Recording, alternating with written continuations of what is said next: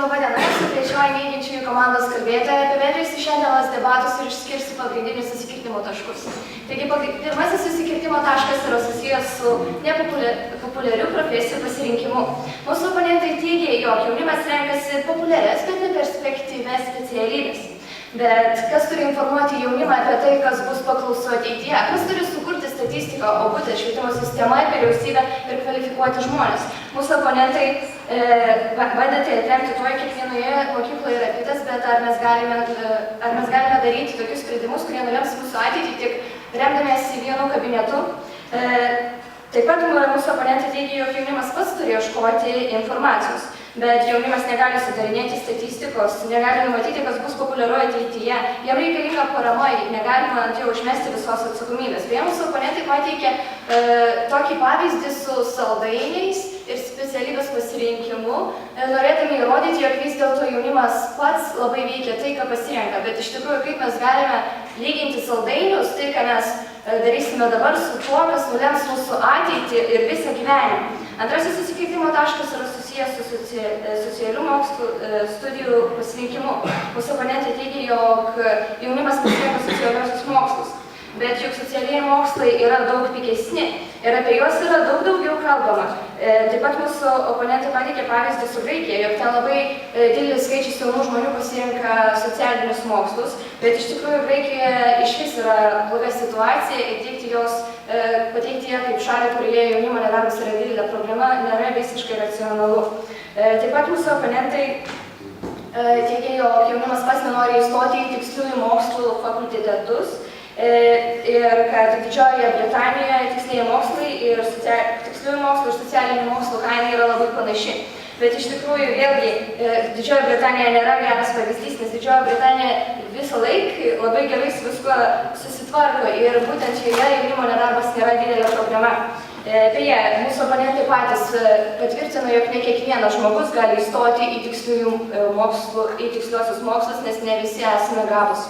Kitas susikirtimo taškas buvo susijęs su motyvacija. Mūsų oponentai teigia, jog jaunimas yra labai gudrus ir naudojasi pašalpomis. Bet dažniausiai praktika yra neapmokama, o jaunimo reikalingos lėšos, todėl jis ir naudojasi biržos pašalpomis. Bet tikrai ne iš blogos valios, o tik tam, kad pragyventų. Mūsų oponentai taip pat teigia, jog praktikos yra teikiama labai daug, bet jaunimas ją nepasinaudoja. Iš tiesų, mes įrodėme, jog vis dėlto jaunimas pasinaudoja ir jis yra pasiruošęs dirbti ne tik nemokamai, bet netgi tik už $2 per dieną.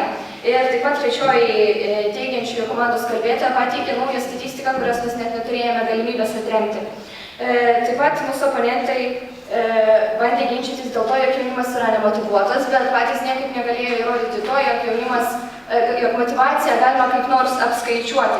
Tai yra tikrai nelogiška, nes motyvacija yra neapskaičiuojama, bet iš prigimties kiekvienas žmogus nori padaryti savo ateitį kuo geresnį, nori dirbti, nori tobulinti save ir taip pat nori įgyti praktikos. Galbūt entuziazmas dingsta, kai jaunimas ieško darbo, bet kas dėl to kaltas? Būtent vyriausybė, būtent darbdaviai, kurie atmeta jų CV, nekviečia jaunų žmonių į interviu, tik dėl to, jog yra nustatę stereotipą, jog jauni žmonės yra žali ir tikrai prioritizuos senus žmonės, kaip ir pasakė mūsų oponentai.